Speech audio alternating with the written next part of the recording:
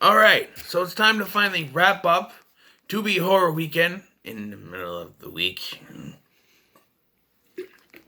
The final review of this series, Castle Freak, of 1995, directed by Stuart Gordon and starring Jeffrey Combs and Barbara Crampton. Can you stop shaking, please? So, the film is about this guy named John.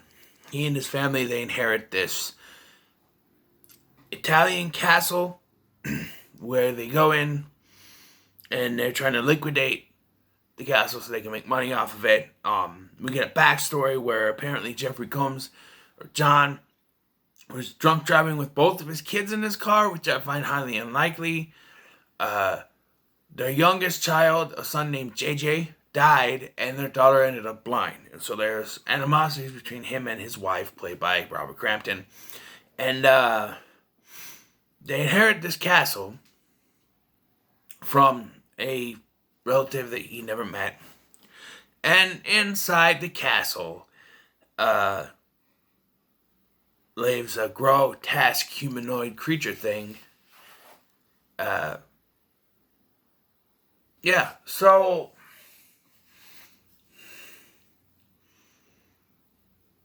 right away I feel like they messed up by showing us that there is something living in the castle. Like, beginning, you see this old lady and she goes down to the basement and she's whipping someone, whatever. You know there's something there. I think that, like, they always say that it's always better, like, what if you don't know? You know, like, what if there was all this, there's someone in there, and then at the end it is finally revealed that there is someone, but we see it throughout the film, which is fine. It's kind of grotesque. He's got balls, but no wee-wee, so I don't know. I like the acting from Jeffrey Combs and Barbara Crampton. I think they're very good. Iffy acting from the Italian actors. They're all Italian. This is from in Italy. This whole house was owned by Charles Band, who produced this film. This is technically a full moon feature, but I'm putting it in here because it's directed by Stuart Gordon. And it's nothing like the full moon movies that I would... I don't know. Maybe mostly like, what do you call it? Subspecies. Kind of that dark castle, very H.P. Lovecraft-esque. So, yeah. There is some decent gore in this film.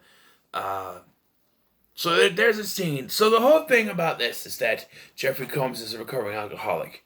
So after he believes there's something going on in this house, he finds a tomb with a picture that looks just like his son. Tries to tell his wife. Of course, the picture is gone now, and she doesn't believe him, and he's at the end of his wits with there's, something, whatever. So he goes into town, and he meets this Italian woman who ends up being a prostitute. He brings her back. We get to see him go down on her, not explicitly, but he goes down on her. He's like kissing her titties and everything, and the whole time this freak that's in that castle is watching him. He goes, it's like perfect bastard. But you've been locked away for your entire life. And he's drunk. He gets drunk. He got this prostitute, and it's like, why would you get drunk? And he's like,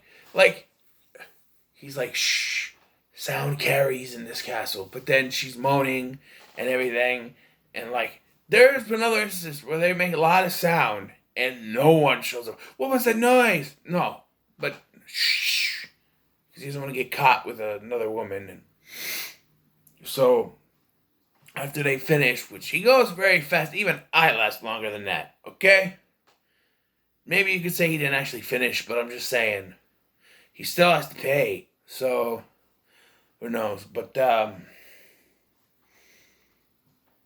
yeah, and then the freak gets a hold of her, and then the cops show up. And so Jeffrey Combs, John, eventually finds out that his this woman he's inherited this place from was actually his father's first husband, who he was with. They had a child who supposedly died when he was 5, and then he left her for Jeffrey Combs' mother in this, which was her sister. So it's really weird. So this freak it turns out that this freak that's in the walls is the son. Didn't die because he he breaks open the thing. And I do feel like I found out that this was actually the first draft of the script. And there's a lot of things in this that maybe could have benefited from a little bit of a rewrite or a second draft or something. Like he smashed, like, it's like, oh, we were writing this. We have to make sure that no matter what he does, the cops don't believe him. Like, he's trying to prove that it's his illegitimate half-brother. And he smashes open, like, he breaks open this little casket supposed to contain a 5-year-old. There's nothing in there. And they're like, oh, we're just going to arrest you anyway. And they're, like, grabbing him to arrest him like he's lost his mind or something because he's an alcoholic. And alcoholics can't be reliable, even though he's stone cold ass sober right now. Nope, he can't be reliable because he's an alcoholic. And another thing that I think, like, tells you this was a first draft is, like, there's a scene where the mom, like, the wife is ready to leave her husband, and she's taking the daughter, and they're going to drive away, and as they get ready to drive away, the cops come in. Stop! You can have him. He's in there. You can arrest him, do whatever. We're going back home. Oh, you have to stay here, so we can ask you questions. It's just like, yeah, that's typical writing. Oh, we have to. She's going to. If we're writing this, eventually she's going to have to leave him. So we have to write in. An excuse for them to stay. Oh, the cops say you can't go. So. Yeah, like the daughter has a couple of encounters with this freak, but she's blind, so she can't really tell. But there's a scene where she's like talking to no one. Like, I know she's still talking to her mom, and they're playing up a gag. Like, oh, she's still talking to her mom, even though she doesn't know her mom walked away. She starts to undress, and I'm thinking, how old is this girl supposed to be? Are we in a stepfather situation again? Where it's a 20-some-year-old actress playing a 16-year-old. It's just, I get it. You have a gorgeous 20-something-year-old actress. You want to show her off, but she's playing underage. Don't show her off. It's just really, it's weird. But she doesn't get all the way naked. She starts to take her bra off, and then something happens with this creature who's in a sheet or something. Okay? Eventually, like, it gets down to this fight, and Jeffrey Combs dies, and they finally admits that they love each other, and then the freak is killed off, and yeah, you know how in the whole stereotypical monster movie, the monster gets killed, and hero dies too, sacrificing himself, and yeah, to be honest, I feel like the fact that it was a Stuart Gordon film is kind of a negative for me, because after seeing Reanimator and From Beyond and the Dreams in the Witch House episode of Masters of Horror, I was expecting more. And while we got some good stuff in here, this isn't typical of what I would expect from a Stuart Gordon film. Yes, it was 1995, and times were different. In the 90s, like, at a certain point in the 80s, like the late 80s, the MPAA became a bunch of bag of dicks and just started cutting at films.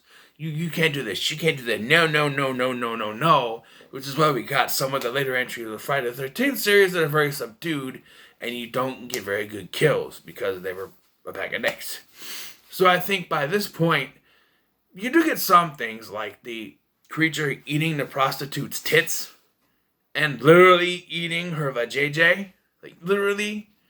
But, like, other than that, for a Stuart Gordon film, there's not really a Stuart Gordon horror film, I should say. There's no body horror aspect to it. It's a monster movie, basically. And it's fine. But out of the Stuart Gordon films that I've watched so far, I think it's, for me, the least, like, not worst, least best. Because it's not a bad movie by any means. I enjoyed it. But it's the least best of the films that I've watched. So far, it hasn't been a bad movie that he's done or been involved with. Like, I think he produced The Dentist. I thought that was pretty good. Dreams of the Witch House episode was fantastic. From Beyond is a masterpiece. Reanimator is really good. I just, this one, I think maybe my expectations were too high. Thinking this Stuart Gordon is going to be awesome. And then just sort of. But as it is, I'm going to give it a 7. I enjoyed it, but not as much as the other Stuart Gordon films that I've watched. But I do recommend it if you're a Stuart Gordon fan, and if you're a horror fan, if you're a Jeffrey Combs fan, this is pretty good. I think he has a solid performance. I do recommend it. So, what are your thoughts on Castle Freak? Let me know in the comments below. Make sure to like, share, and subscribe. I guess they made a remake, and from what I read, it's a little bit different. But, yeah. Yeah, I'll see you in the next one. And we'll do a ranking on these 13. And then in October, I'm planning on doing another 13 movies, but not like this. I do the Unlucky 13 or something like that. Just 13 horror movies and then ranking them. I know I got the 31 on 31. I don't know what I'll do. Maybe it'll be before October. I don't know what I'm doing for 31 on 31 this year. If I even am doing one. But, who knows? But, yeah, just like, share, and subscribe, and I'll see you in the next one.